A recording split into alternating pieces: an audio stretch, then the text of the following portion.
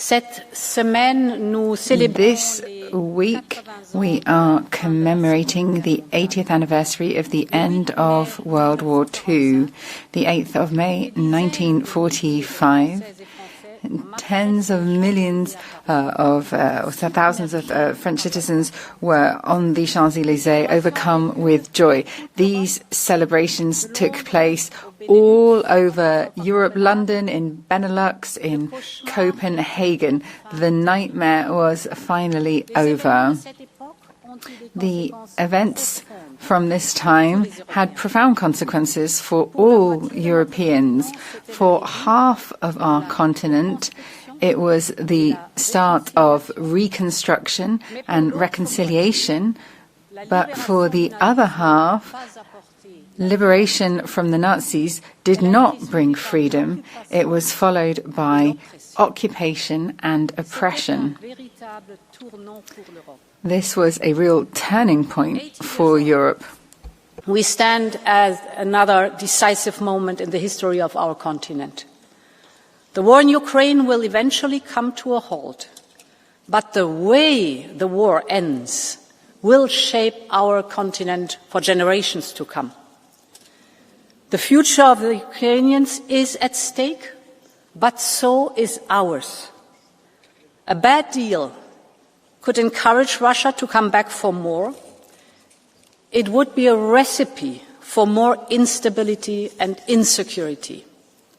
Instead, a just and lasting peace could usher in a new era of prosperity for Ukraine and help us build a new security architecture in Europe. A just and lasting peace that ensures Ukraine's sovereignty, respects the territorial integrity, and upholds the European aspirations. This is the crossroad we face, and Europe has a huge stake. So we must do our utmost to strengthen Ukraine's hand. Because we've all seen how Russia negotiates. They bomb, they bully, they bury promises beneath rubble. Putin wants to force Ukraine to accept the unacceptable. So the task we face is to help Ukraine stand strong, defy Putin's intimidation, and engage in peace talks based on its own conditions.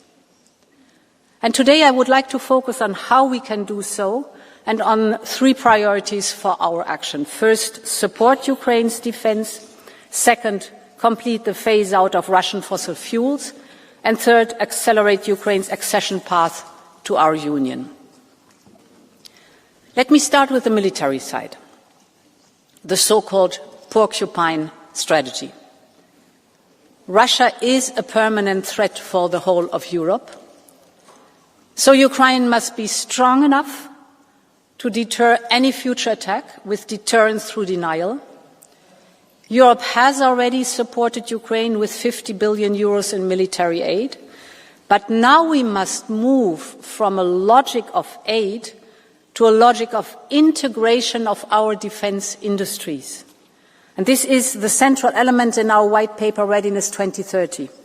We're encouraging our member states to place orders directly in Ukraine's defense industry, because this is the most effective and the most cost-efficient way to support Ukraine's military efforts. We're focusing in particular on defense tech and innovation. Throughout the war, Ukraine has used technology to shift the dynamics on the battlefield, even and especially when Russian forces were stronger in numbers. But we also know that Russia has also learned from the war. So our goal, together with Ukraine, is to be so strong that Ukraine is indigestible for any potential invader.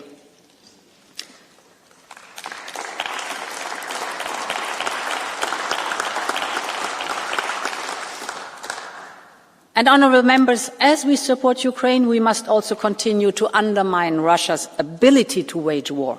And this is my second point. Fossil fuel revenues remain a key source of funding for the Russian war machine. Let me give you two figures. At the beginning of the war, we spent 12 billion euros per month on Russian fossil fuels. 12 billion per month. Today we're down to 1.8 billion per month. So it's our core security interest to stop financing Putin's war chest. And for this we must stop spending billions on Russian energy imports. I know that there is indeed a clear majority in the European Parliament to favour to do this. Last November you voted to ban all imports on Russian fossil fuels. The Polish presidency is working hard on it. I also know that some are still saying that we should reopen the tap of Russian gas and oil. This would be a mistake of historic dimensions, and we would never let it happen. This has to be very clear too.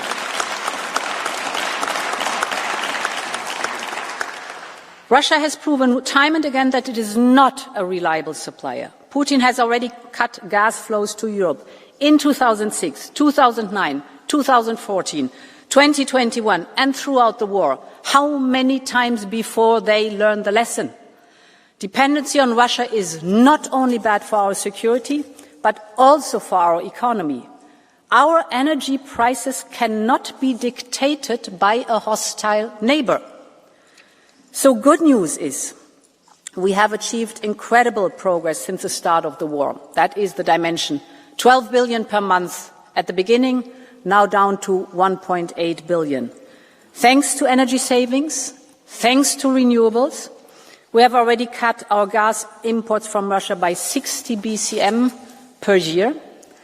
And thanks to our partners, we have diversified away from Russia. We have not forgotten in the energy crisis how the United States immediately stepped in with LNG, and how we received additional pipeline gas from Norway, and how countries that are further away, like Japan and South Korea, worked very closely with us on global markets to ensure our immediate energy security. And indeed, if you put it in percentage numbers, we went from 45% of our gas imports coming from Russia down to 13% now. We went from 1 in 5 barrels of oil from Russia down now to 1 in 50 barrels of oil, a 10-fold reduction. But we have to go on further.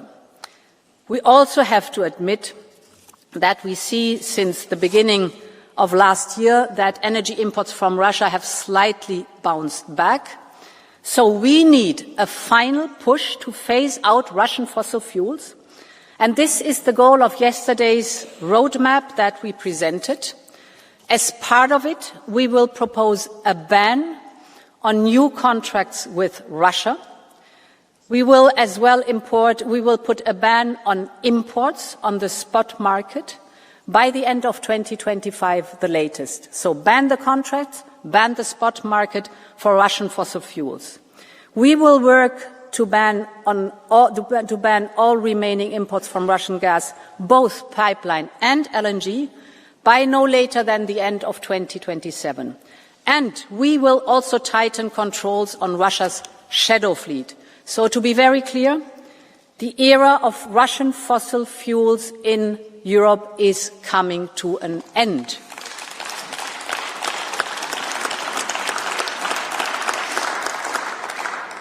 Honourable members, my last point is that we must accelerate Ukraine's path towards membership of our Union.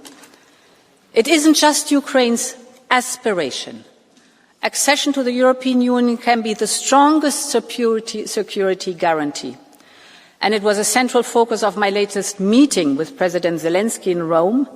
We are working hard with Ukraine to open the first cluster of accession talks and to open all clusters in 2025. Ukraine joining our Union is the greatest guarantee of a just and lasting peace, because we know in our history, peace and European integration have always gone hand in hand. So let's bring Ukraine inside our Union. Let's walk the path of peace together. Slava Ukraini, long live Europe.